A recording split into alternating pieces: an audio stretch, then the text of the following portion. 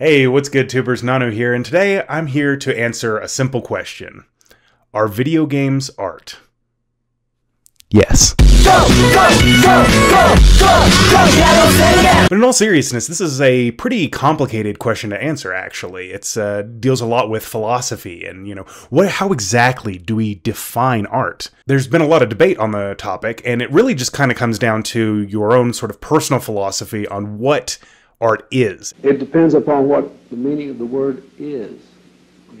There's a lot of definitions for what exactly counts as art, but the broadest and most useful definition that I've been able to find is the one on Wikipedia, which I'll read for you now. ASMR for you. It's like ASMR. All my dogs is at the reservoir. Art. Noun. The expression or application of human creative skill and imagination, typically in a visual form, such as painting or sculpture, producing works to be appreciated primarily for their beauty and/or emotional power. I think the first part of this definition unequivocally applies to video games. The creation of video games requires a heavy degree of human creative skill and imagination. I know you won't realize. If you sort of break apart the term video and games, well, half of that is video. It's a visual medium, at least, to a large extent. And if we're analyzing video games in terms of their visual components, they're undeniably similar to already previously established artistic genres such as film or, painting. Those are also primarily visual media too. But not only that, one of the most profound ways that video games has affected my life is, of course, emotionally, right?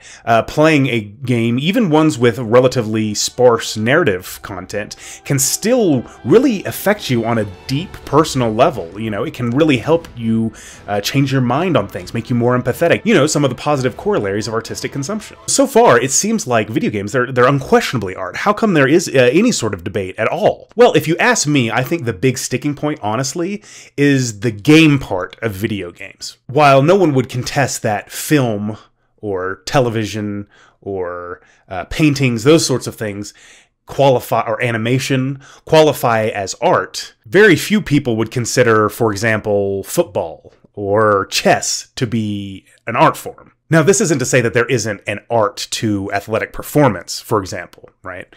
But this is using a different definition that really doesn't apply. A definition that implies more skill than, creativity or desire to impact the audience's emotions, which is what I'm trying to stay focused on. I think one of the first and probably most famous examples of somebody questioning the artistic legitimacy of video games is Roger Ebert in the mid-2000s, where he criticized video games as not being real art as compared to something like film.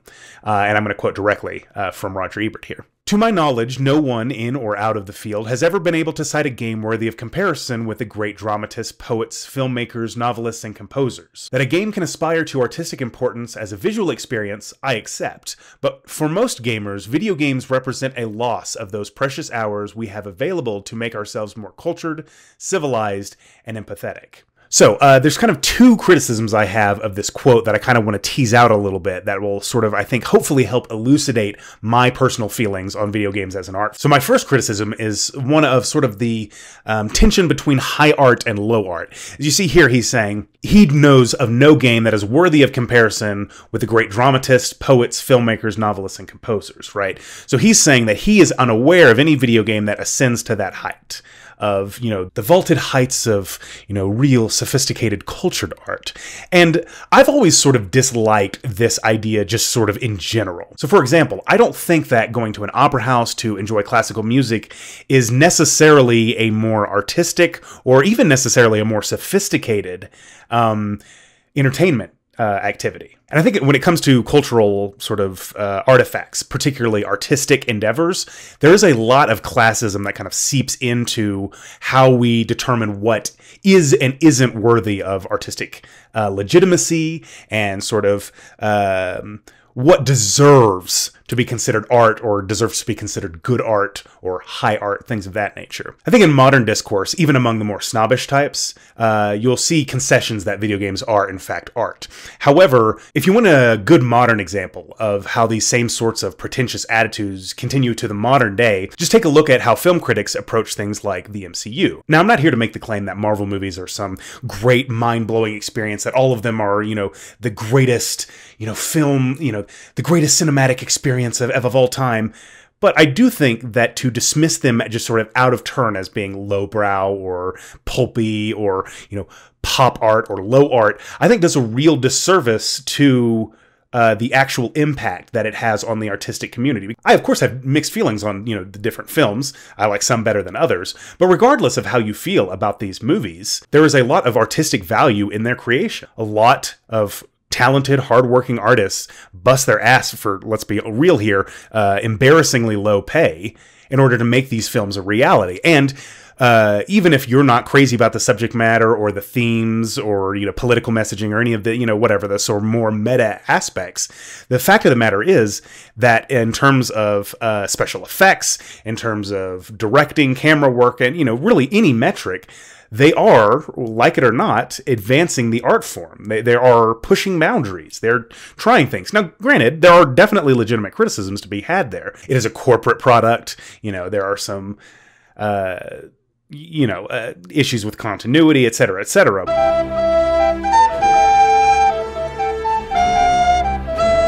Ultimately, what I'm trying to say here is that it's pretty easy to draw parallels between that sort of MCU snobbishness and snobbishness towards video games. Oh, neither of them really count as real art. And to continue on in this same criticism here, not only does it betray a certain level of snobbishness and arrogance and pretentiousness on the part of Roger Ebert, and look, no hate. I mean, I think Roger Ebert was a very talented film critic. I love going back and watching those old episodes of Siskel and Ebert at the movies. And a bit of credit I'll toss his direction. He didn't come down quite as hard on sort of independent and more lowbrow movies as his co-host and peer Gene Siskel would. At least that's sort of the general impression I get from watching their show.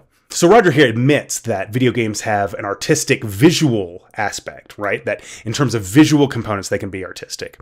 And I will go sort of a step further and sort of give him the benefit of the doubt and say that there's also, in some games, narrative aspects that can be considered artistic.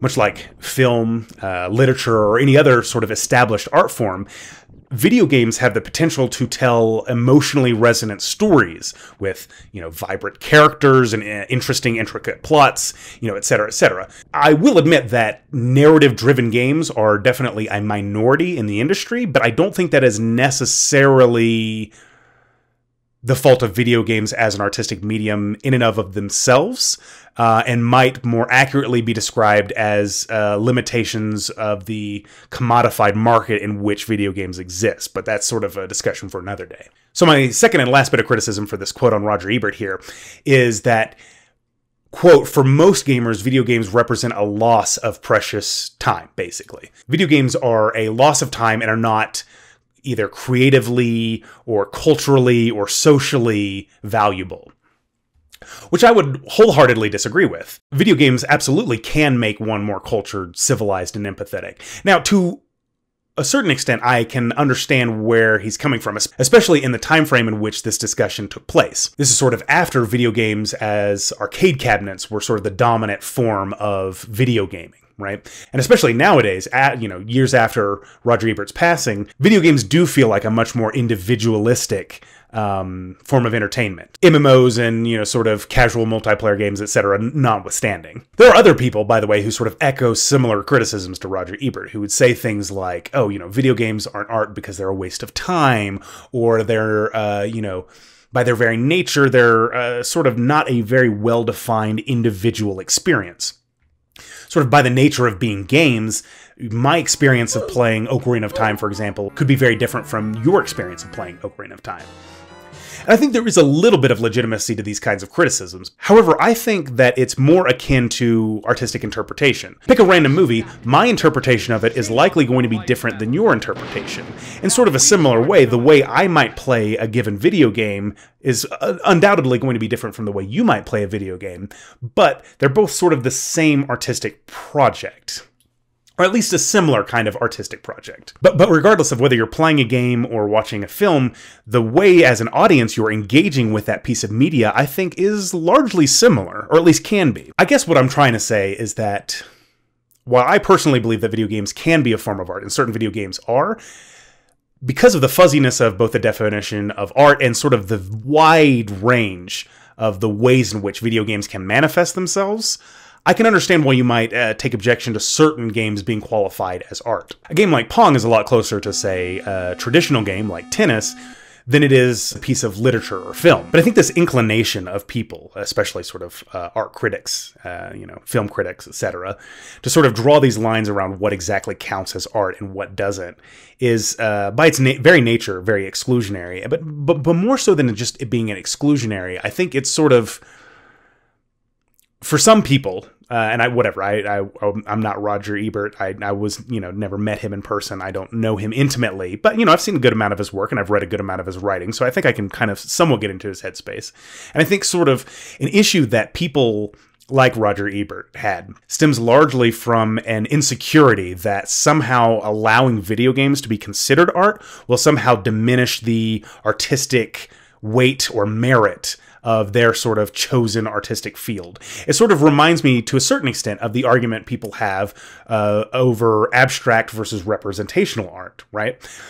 I think some people don't want to count abstract art as, real art because they think that it will somehow make representational art somehow less legitimate or valid, which doesn't make a lot of sense to me. It's sort of, whatever, not to go too off the rails here or bring politics into literally everything, but it sort of reminds me to a certain extent of the gay marriage debate, right? There seemed to be a similar sort of insecurity that, if we allow gay people to use the term marriage, it'll somehow destroy the legitimacy of what we have.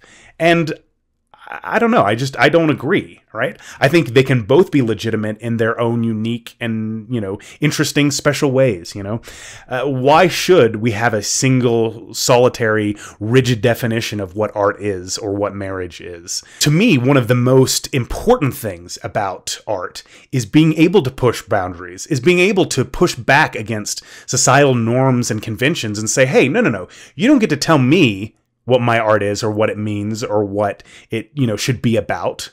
That's that sort of domineering, controlling, exclusionary sort of impulse, I think, is antithetical to the very purpose and, all of the beautiful things that art can do for society and for people. So anyway, that's sort of my 2 cents on the matter. But be sure to let me know what you think in the comments below. Whatever. Do all the YouTube things. Like, comment, subscribe.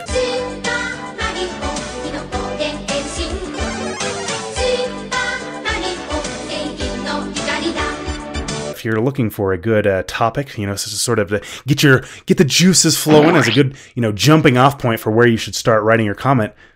Is this video art? Is a YouTube art? Are we asking the important questions here? Are we learning things? Hopefully.